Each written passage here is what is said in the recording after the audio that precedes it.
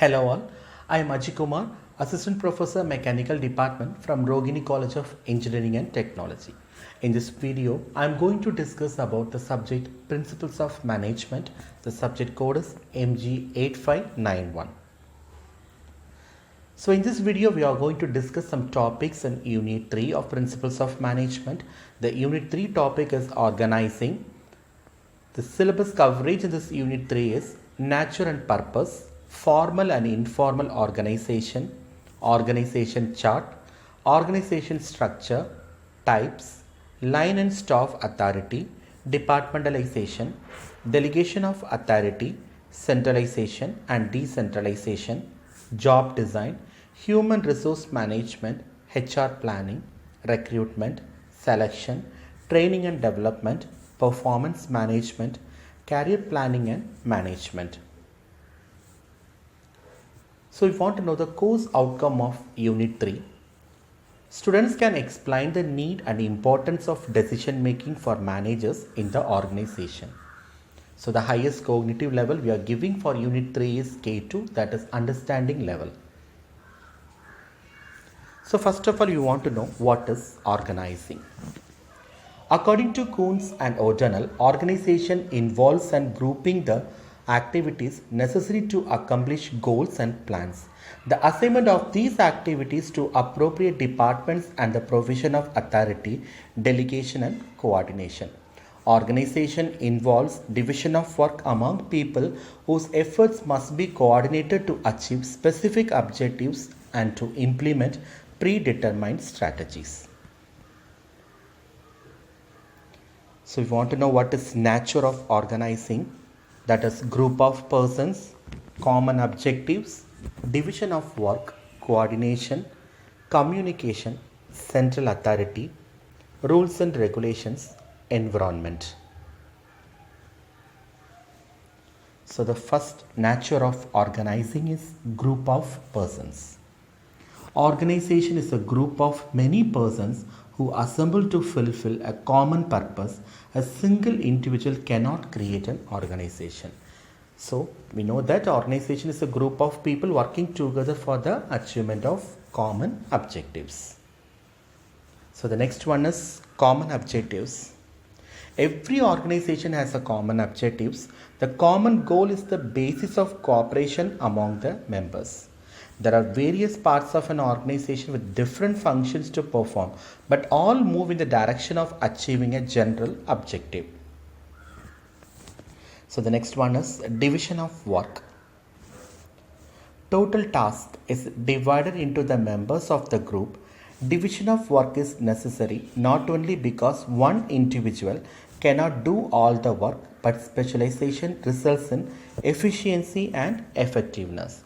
Division of work is the basis of an organization. In other words, there can be no organization without division of work. Under division of work, the entire work of business is divided into many departments. The work of every department is further subdivided into sub-works. In this way, each individual has to do the work repeatedly, which gradually makes the person an expert. So the next one is coordination. The members of an organization are willing to help each other for the achievement of desired goal. Under organizing, different persons are assigned different works, but the aim of all these persons happens to be the sum, the attainment of the objectives of the enterprise. Organization ensures that the work of all the persons depends on each other's work. Even though it happens to be different, the work of one person starts from where the work of another person ends.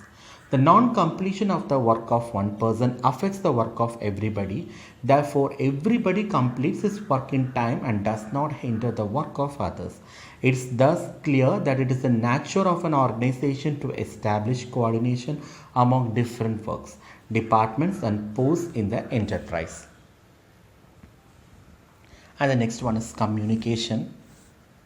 People who form an organization communicates with each other in order to integrate or coordinate their efforts.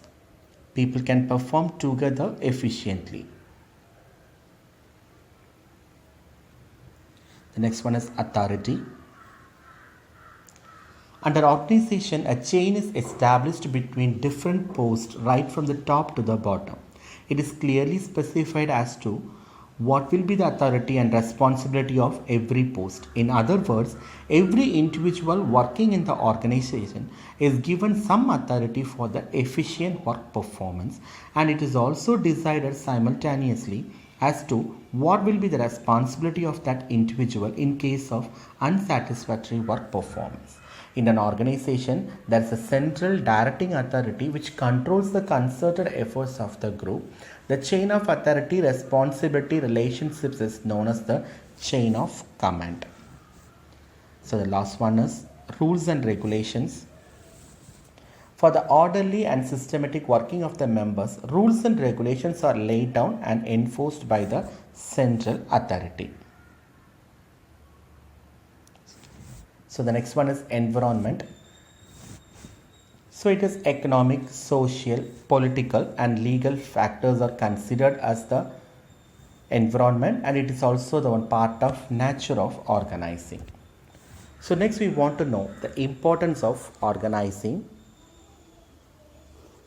So that is facilitates administration, encourages growth and diversification, optimum use of technology, stimulates innovation and technologies, encourages good human relations, ensures continuity of enterprise, and seventh one is coordination.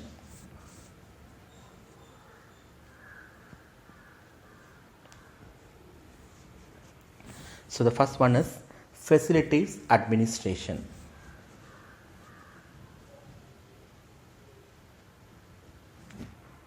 Achievement of the objectives of an enterprise by providing a framework of coordination and control.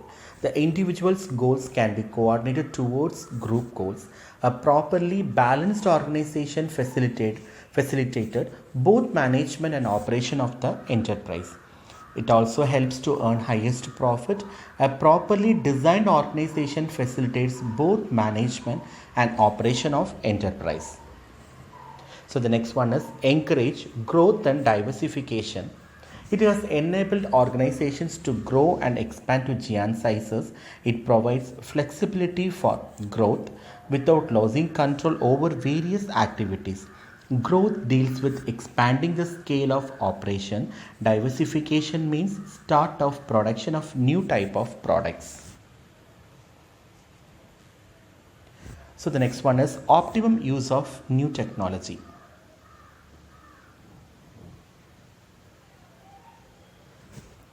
Optimum use of technology permits optimum utilization of human resources. Sound organization ensures that every individual is placed on the job for which one is best suited.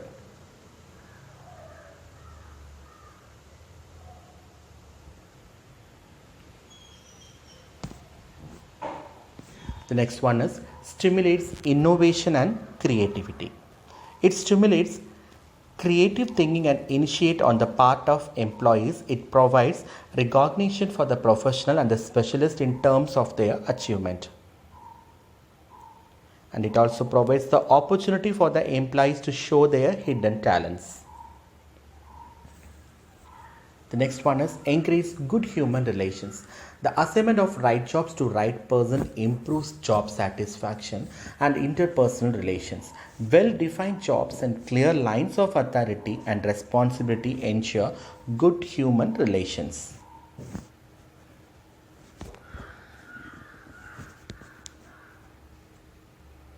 So the next one is ensures continuity of the enterprise. It provides scope for the training and development of future management to achieve the desired goals.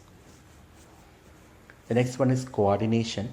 Division of labor, better utility of technology and human talent helps to improve the efficiency and quality of work. Thank you for listening. We will further discuss the topic in Unit 3 in the upcoming videos. Thank you so much.